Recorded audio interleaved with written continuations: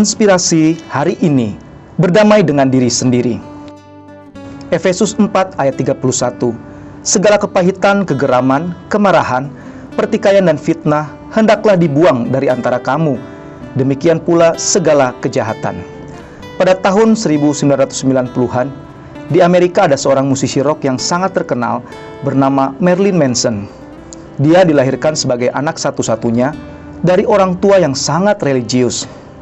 Marilyn Manson disekolahkan di sekolah Kristen dengan harapan hidupnya akan menjadi orang Kristen yang taat. Namun apa yang terjadi? Harapan kedua orang tuanya tidak terjadi. Marilyn Manson bertumbuh menjadi musisi yang justru bertentangan dengan kekristenan. Dia melabeli dirinya sebagai antichrist superstar. Dia benci dengan kekristenan dan di setiap lagu yang dinyanyikannya selalu mengandung unsur-unsur hujatan kepada Yesus dan ajakan untuk berbuat jahat. Rupanya, kepribadian Marilyn Manson ini bukan datang secara tiba-tiba. Pada waktu dia kecil, dia mengalami pelecehan dari kakeknya dan juga kekerasan serta pelecehan dari lingkungan dia tinggal. Bahkan, di sekolah Kristen di mana dia disekolahkan pun, dia mengalami pembulian, sehingga hal-hal inilah yang menyebabkan dia menjadi seorang pemberontak dan antikris. Dia kecewa dengan kekristenan. Dia tidak merasakan kasih yang diajarkan di dalam kekristenan.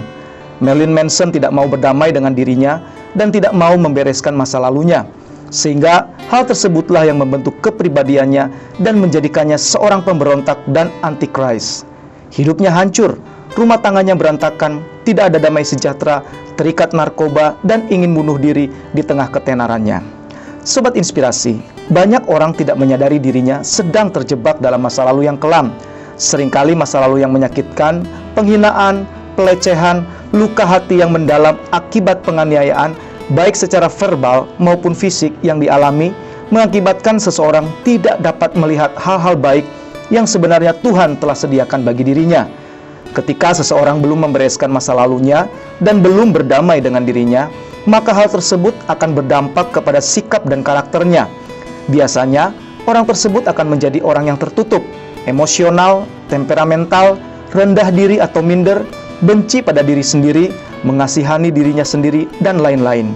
Seseorang yang belum berdamai dengan masa lalunya juga akan terus dihantui oleh rasa benci, ketakutan, khawatir yang menyebabkan kehilangan damai sejahtera. Keinginannya selalu mendatangkan hal-hal yang negatif, seperti percekcokan, perselisihan, iri hati, dan segala hal yang mengundang dosa. Sobat Inspirasi, begitu banyak dampak buruk dari seseorang yang belum berdamai dengan dirinya. Tidak ada satupun hal baik muncul dari hati yang masih menyimpan luka dan kepahitan. Sangat disayangkan, seringkali banyak orang menganggap sepele dan membiarkan hidupnya terikat oleh hal-hal tersebut tanpa mau menyelesaikannya dan berharap seiring waktu berjalan, maka semuanya akan terlupakan dan baik-baik saja. Namun realitanya tidaklah demikian. Waktu tidak akan bisa menyelesaikan masa lalu seseorang yang mengalami kepahitan dalam hidupnya. Masalah yang dialaminya mungkin akan berlalu, namun hati yang telah terluka tidaklah dapat diobati hanya dengan mengikuti waktu yang terus berjalan. Harus ada tindakan dari diri pribadi untuk mau keluar dari situasi tersebut.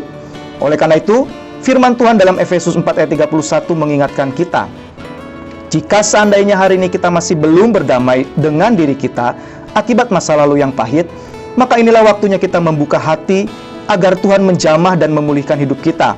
Hari ini Tuhan menawarkan kepada kita pemulihan, agar hidup kita bisa mengalami berkat-berkat yang maksimal dari Tuhan. Tuhan ingin kita membuka dan merendahkan hati untuk melepaskan pengampunan kepada setiap orang atau hal-hal di masa lalu yang membuat kita terluka dan jauh dari Tuhan. Tuhan juga ingin kita mengampuni diri kita sendiri, rasa kecewa kita dengan diri sendiri yang mungkin selama ini mendominasi hati dan pikiran kita. Ingat bahwa setiap kita adalah berharga di mata Tuhan. Jika kita mau merendahkan diri dan mengalahkan ego kita untuk mau berdamai dengan masa lalu dan diri kita, maka Tuhan akan memulihkan dan memberkati seluruh aspek hidup kita, baik itu hal-hal rohani maupun hal-hal jasmani dan materi. Shalom, Tuhan Yesus memberkati kita sekalian.